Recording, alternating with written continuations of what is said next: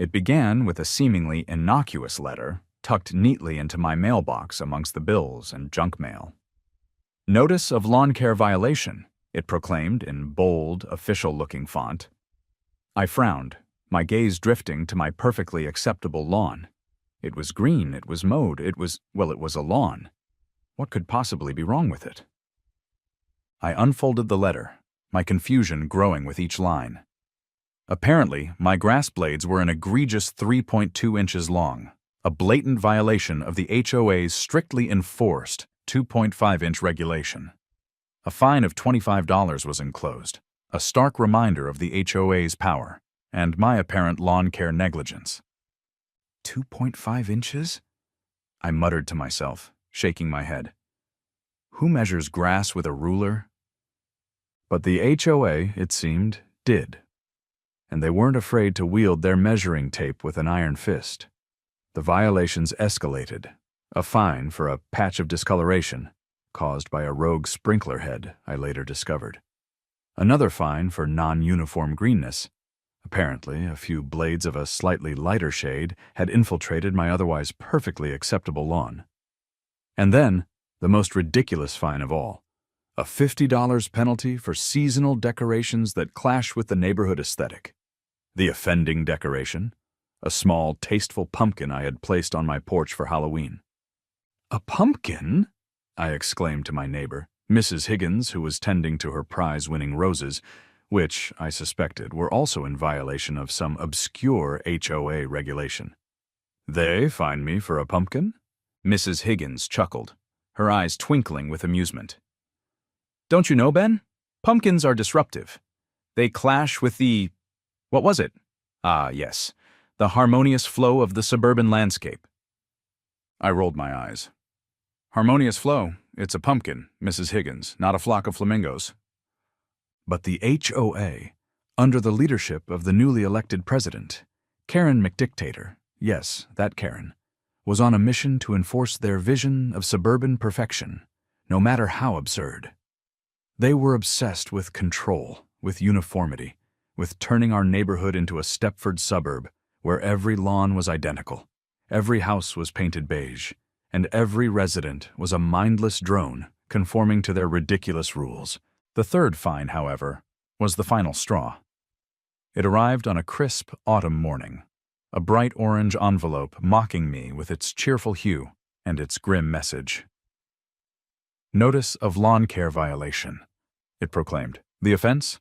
One fallen leaf observed on the property. Immediate removal required." I stared at the notice, my blood pressure rising faster than the morning sun. A single leaf? They were fining me for a single leaf? This was beyond ridiculous. It was an act of war. "That's it," I muttered to myself, crumpling the notice in my fist. "They've pushed me too far. If they want a perfect lawn, I'll give them a perfect lawn. But it won't be the lawn they're expecting." A mischievous grin spread across my face. It was time for Operation Snowpocalypse. The fallen leaf incident was my Rubicon.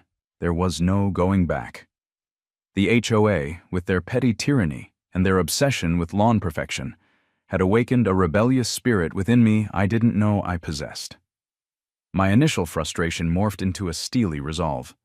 If they wanted a perfect lawn, I'd give them a perfect lawn. But it wouldn't be the manicured 2.5-inch, uniformly green lawn of their HOA-approved dreams. It would be something different. The idea, as brilliant as it was absurd, struck me in the middle of the night. I sat bolt upright in bed, a mischievous grin spreading across my face. "A snow machine," I whispered to myself, the words echoing in the darkness. A giant, ridiculous snow-making machine. It was perfect. It was petty. It was the ultimate act of defiance against the HOA's lawn-obsessed tyranny. They wanted a perfect lawn year-round? Fine. I'd give them a winter wonderland, even in the middle of July. Let's see how their precious 2.5-inch rule holds up against a foot of artificial snow. The next morning, fueled by coffee and a potent cocktail of righteous indignation and petty glee, I set about making my vision a reality. I dove into the depths of the internet, researching snow machines with the fervor of a child searching for the perfect Christmas present. I wasn't interested in those flimsy, backyard snowmaking contraptions you find at your local hardware store. No, I wanted the big guns. The kind of snow machine they use at ski resorts. The kind that could blanket my entire yard in a thick layer of fluffy, artificial snow. I found it. A behemoth of a machine. A gleaming monstrosity of metal and pipes, capable of producing enough snow to bury a small village. It was absurdly oversized for my suburban lawn, a fact that only added to its appeal. I imagined the HOA's faces when they saw this thing parked in my driveway, a snow-spewing testament to my defiance. The purchase was a whirlwind of credit card swipes and hurried phone calls. I arranged for delivery, my excitement growing with each passing hour. This wasn't just a snow machine. It was a symbol of my rebellion, a weapon in my war against the HOA's petty tyranny, and I couldn't wait to unleash it. The arrival of the snow machine was a spectacle in itself. It was delivered on a flatbed truck, its massive form dwarfing my modest suburban home. The driver, a burly man with a handlebar mustache and a twinkle in his eye, whistled as he surveyed the scene. "You sure you got the right address, buddy?" he asked, a grin spreading across his face. "This thing's usually headed for the mountains, not the burbs." "It's the right address," I assured him, returning the grin. "And trust me, it's going to be put to good use." The installation was a community effort. My neighbors, tired of the HOA's tyranny and eager for a bit of entertainment, rallied to the cause. We spent the afternoon maneuvering the behemoth into my backyard, its pipes and nozzles snaking across the lawn like a metallic serpent. We disguised it with tarps and strategically placed bushes, a covert operation designed to keep the HOA's watchful eyes at bay. It was a scene straight out of a spy movie, except instead of nuclear warheads, we were hiding a snow machine. "Think they'll notice?" Mrs. Higgins asked, adjusting a potted fern to obscure a particularly conspicuous nozzle. "They'll notice," I replied, a mischievous glint in my eye. "But not until it's too late. The first snowfall was glorious. I woke up early, eager to witness the HOA's reaction. I flipped the switch, and the machine roared to life, spewing a torrent of fluffy, white snow across my lawn. Within minutes, my yard was transformed into a winter wonderland, a stark contrast to the perfectly manicured HOA-approved lawns surrounding it. Karen, naturally, was the first to notice. Her shriek of outrage echoed through the neighborhood, a symphony of disbelief and fury. I watched from my window as she stormed across the street, her face contorted in a mask of pure indignation. "What have you done?" she screeched, her voice barely audible above the whirring of the snow machine. "This is outrageous! This is an abomination!" "An abomination, Karen?" I asked, feigning confusion. "But you wanted a perfect lawn, didn't you? Uniformly white, no exceptions. I'm simply complying with the HOA's high standards." Karen sputtered, her face turning an alarming shade of purple. "This isn't what we meant. This is artificial." "Artificial?" I chuckled. "But Karen, snow is just frozen water. It's perfectly natural. And besides," I added, gesturing towards a sign I had strategically placed near the snow machine, "it's just seasonal decor." "'Tis the season to be jolly, after all." Karen's eye twitched. She opened her mouth to retort, but I continued, my voice dripping with mock sincerity. "And to ensure the HOA board members feel extra festive," I said, pressing a button on a remote control, "I've added a few special touches." Suddenly, the air filled with the sound of synchronized Christmas music, a chorus of jingle bells and deck the halls echoing through the neighborhood. Candy cane lights strategically placed around the snow-covered lawn blinked in sync with the music, creating a dazzling, albeit slightly terrifying spectacle. Karen's face was now a symphony of emotions: anger, confusion, disbelief, and a hint of fear. She stared at the snow, the lights, and the sign proclaiming "Lawn maintained at perfect consistency year-round," with a mixture of horror and grudging admiration. She had been out-pettied, outmaneuvered, and out-Christmased, and the snow, that beautiful, fluffy, artificial snow, was just the beginning. The HOA's response to my winter wonderland was a predictable blend of outrage and bureaucratic flailing. They convened an emergency meeting, their faces grim, their rulebooks clutched like shields against the encroaching snow. I could practically hear Karen's voice echoing through the walls of their pristine headquarters, demanding my immediate compliance with something. "There must be a rule against this," she shrieked, her voice laced with desperation. "Artificial snow, it's unnatural, it's disruptive, it's a violation of the spirit of the community." The HOA board members, a collection of equally flustered and rule-obsessed individuals, scrambled to find a loophole, a bylaw, anything that could justify their outrage. But their frantic search was in vain. The HOA rulebook, that Bible of suburban regulation, was surprisingly silent on the matter of artificial snow. "There's nothing in here about precipitation," Mr. Henderson, the perpetually flustered HOA president, stammered, his finger tracing the lines of the rulebook with a trembling hand. But the aesthetic?" another board member sputtered. "It's disruptive. It clashes with the harmonious flow of the summer landscape." I, ever the helpful neighbor, decided to offer my assistance. "Disruptive aesthetics?" I echoed, a mischievous glint in my eye. "But, Karen, you were the one who insisted on a uniformly green lawn. No exceptions. Snow is white. White is uniform. I'm simply providing a consistent aesthetic experience year-round." Karen's eye twitched. "That's not what we meant," she retorted. This is artificial lawn modification." "Artificial?" I chuckled. "But Karen, snow is just frozen water. It's perfectly natural, just like rain or your tears of frustration." The HOA board members exchanged bewildered glances. They were trapped in their own logic, their arguments crumbling like a poorly built snowman. They had no legal basis to challenge my snow, no rule to enforce, no justification for their outrage. They were powerless, defeated by their own obsession with control and my unwavering commitment to pettiness. Meanwhile, the neighborhood had embraced my winter wonderland with open arms. Children, deprived of the joys of snow due to our perpetually sunny climate, flocked to my yard, their laughter echoing through the streets as they built snowmen, had snowball fights, and generally reveled in the unexpected winter magic.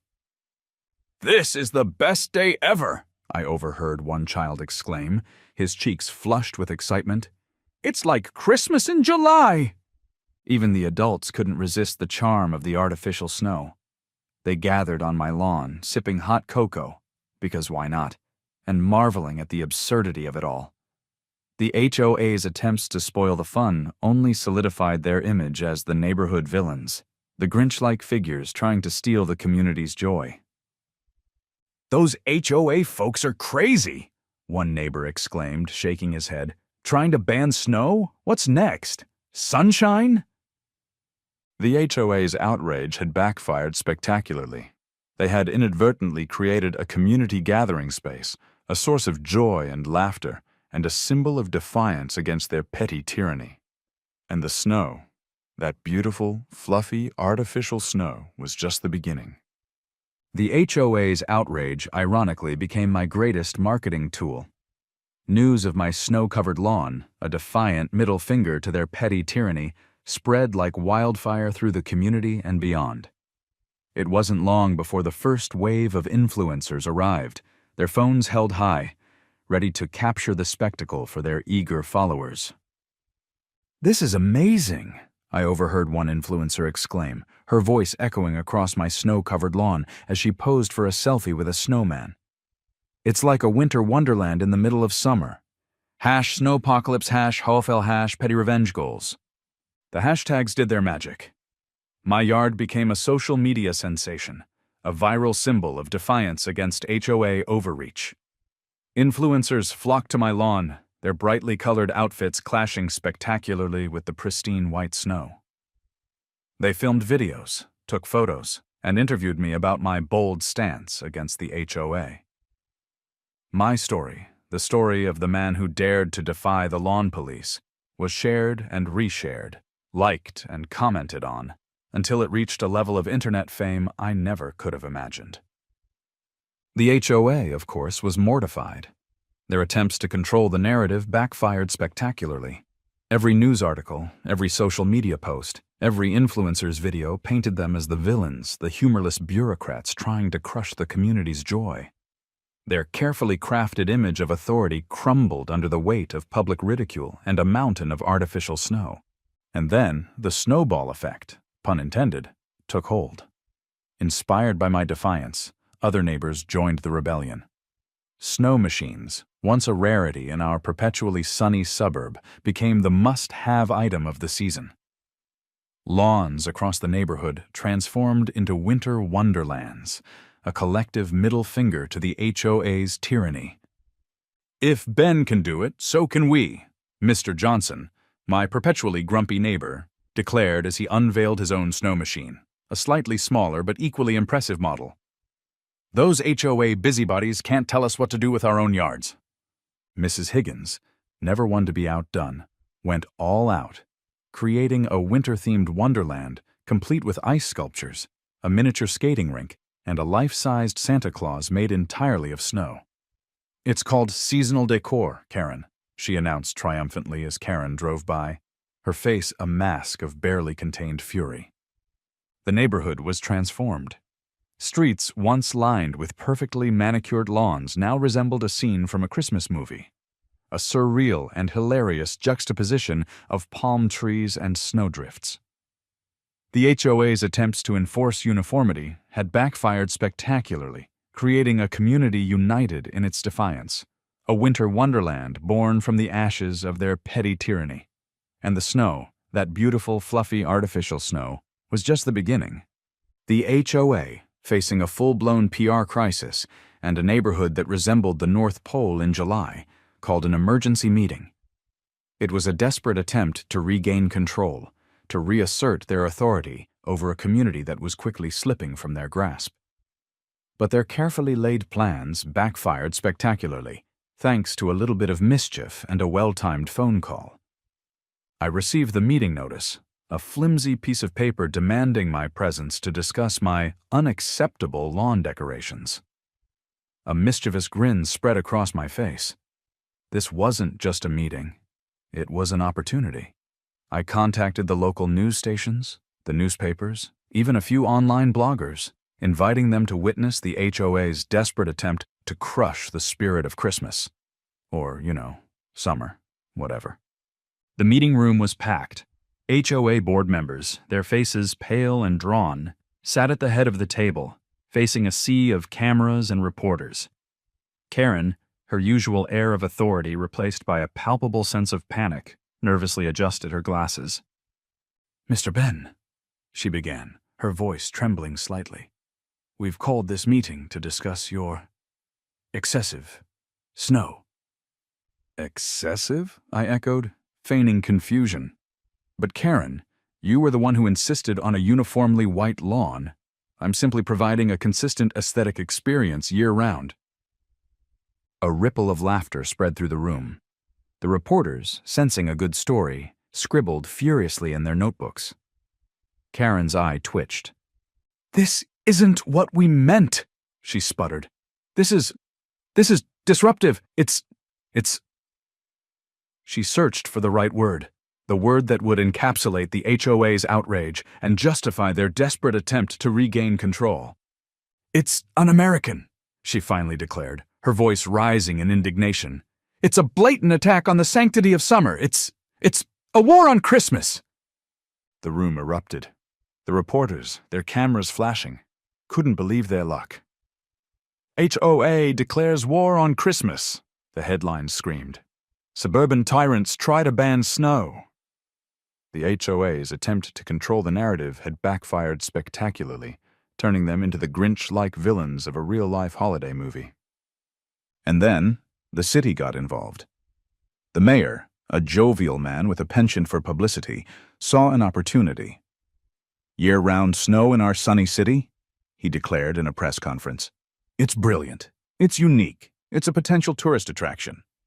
He announced plans for a Winter Wonderland Festival, a citywide celebration of my snow-covered lawn and the community's defiance against the HOA's tyranny. The HOA's authority was further undermined, their power waning in the face of public opinion and the city's enthusiastic embrace of the absurd. The HOA board members, defeated and demoralized, could only watch as their carefully constructed world of rules and regulations crumbled around them. They had become a laughingstock, a symbol of bureaucratic overreach and petty tyranny. And the snow, that beautiful, fluffy, artificial snow, had become a symbol of freedom, a testament to the power of community and the enduring spirit of Christmas, even in July. My snow-covered lawn, once a symbol of defiance, evolved into a beloved neighborhood attraction. The HOA's attempts to ban it had backfired spectacularly, transforming my yard into a haven for snow-deprived children and a quirky landmark that drew curious visitors from far and wide. I leaned into the absurdity, hosting snow day parties, complete with hot cocoa, snowball fights, and impromptu snowman building competitions. I even started charging a small admission fee, a cheeky nod to the HOA's obsession with fines, and a surprisingly lucrative venture. $5 for a snowball fight in July? One visitor chuckled as he handed me a crisp bill. Worth every penny. The HOA, meanwhile, could only watch in impotent fury as my snow-covered lawn became a symbol of their defeat. Their authority had been undermined, their rules rendered meaningless, and their carefully constructed image of suburban control shattered. The final blow came in the form of Karen's resignation. She stormed into the next HOA meeting, her face a mask of defeat and resentment. "I can't take it anymore," she shrieked, her voice cracking with emotion. "The snow, the laughter, the joy, it's unbearable." The remaining board members, a collection of weary and demoralized individuals, exchanged glances. Mr. Henderson, the perpetually flustered president, sighed. "Karen," he said, his voice laced with a hint of pity, "perhaps it's time to let it go." "Let it go?" Karen's eyes widened in disbelief. But, the rules, the aesthetics, the order." "The order is gone, Karen," Mrs. Higgins, a former HOA dissenter turned snow enthusiast, chimed in. "And good riddance. We're having fun. The kids are happy, and you're the only one who seems to have a problem with it." Karen's shoulders slumped. She looked around the room, her gaze meeting the amused eyes of her former subjects. She had lost. She had lost to a snow machine, a community's rebellious spirit, and a healthy dose of petty revenge. "Fine," she muttered, her voice barely a whisper. "I resign."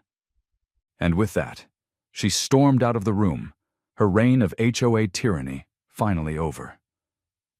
The snow machine, once a symbol of defiance, had become a symbol of victory, a testament to the power of community and the enduring appeal of a good snowball fight, even in the middle of summer.